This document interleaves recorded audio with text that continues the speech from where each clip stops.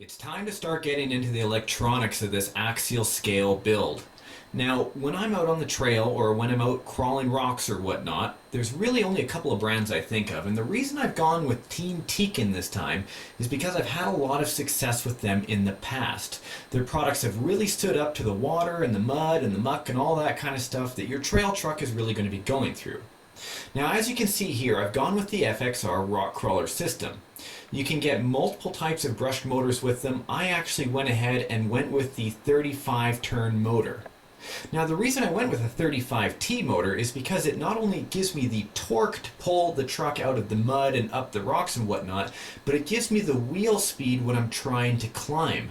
There's nothing like being stuck in mud and not having the power to actually spin those tires to get your vehicle out.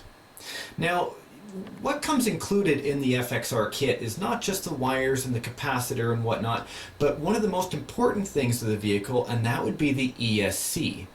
Now, for the folks that don't know what an ESC, it's simply an acronym for Electronic Speed Control, and that's what you're looking at here.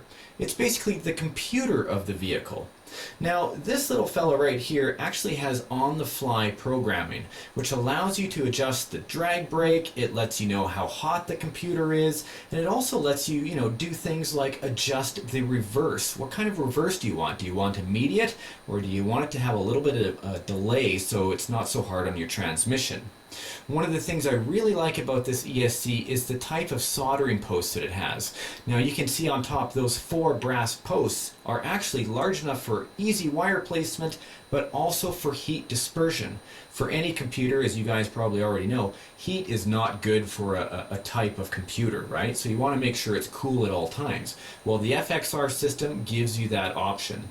Now, speaking of soldering and whatnot, we've got the wires, we've got the capacitor. Let's get into the soldering and get this electronic system together. Alright, now this is a butane soldering iron that I use from Burns-O-Matic. I picked this up at the local retailer. You guys can probably get it at Target or Canadian Tire, whichever nation you guys are in. I've pre-tipped the soldering point and I'm ready to put on the capacitor onto the ESC. Now make sure the capacitor is on correctly or else your polarity is going to be wrong. I put some flux onto the capacitor and now I'm just heating up the posts. A little bit of solder. Now a little bit of flux on your wire system so the solder will actually be drawn into the wire. Pre-solder the tip. Yeah. And in place. Such a delicate thing. There we go. Okay. Like so.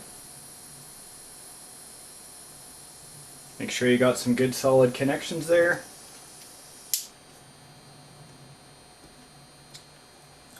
And your ESC is ready to go. Alright, you guys can see here that I've actually gone ahead and put some shrink wrap on the connections just to kind of protect them. It's a tubing you guys can get, it's activated by heat and it just kind of shrinks around your connections. Now that everything's wired up, we're ready to pretty much wire it to the motor. Alright, so I've finished the soldering and I've put on the different types of connectors that I'm going to be using for the project. Now I'll start off by saying the types of connectors that I use for the electronics are Traxxas manufactured. The part number I use is 3060 and they come in bags with male or female or both couplings like this one does here, where they're easily put together and easy to solder. Now, speaking of these connections, that kind of leads me into the batteries that I'm using for the product. Maxamps.com is actually the battery manufacturer, and they are the preferred battery for Axial type of products.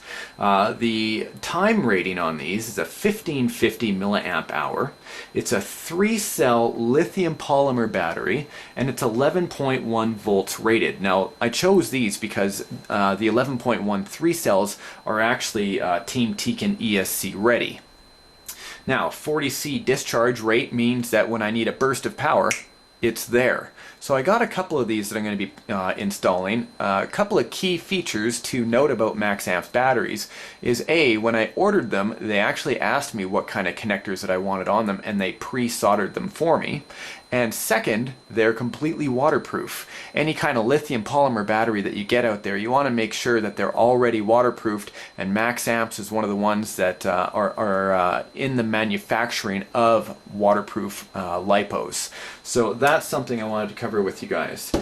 Speaking of the waterproof, let's move on to what I've done over here.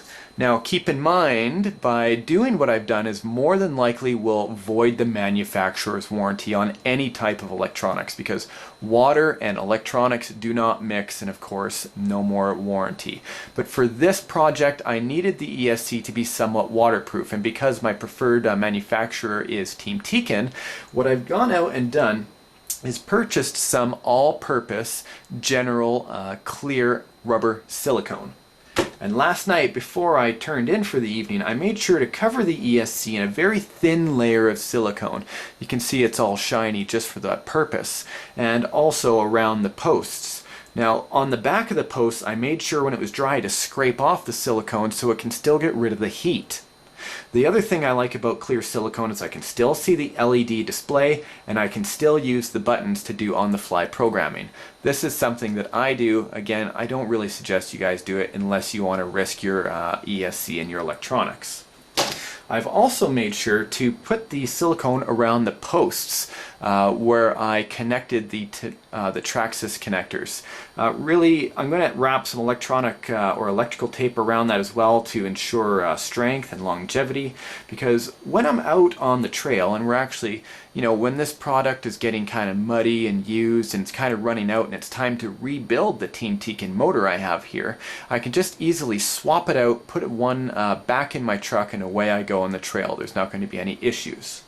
Now, really, the last thing I'm going to cover in this segment is there is a BEC already pre-built in this ESC. A BEC is an acronym for a battery elimination circuit, or in this case, really what this is a power switching regulator. So this is an external one made by Castle Creations that I wanted to use. I usually use these in most of my crawlers anyway, no matter the manufacturer of the ESC. And what this does is when I'm really using that wheel speed and I'm also trying to turn the tires and I'm in some thick mud and I'm running the lights, this little fella right here is making sure that all of the power is distributed evenly in my truck or in my car or whatever I'm using at that time. So speaking of power, let's get the motor installed into the transmission and start assembling the whole power system.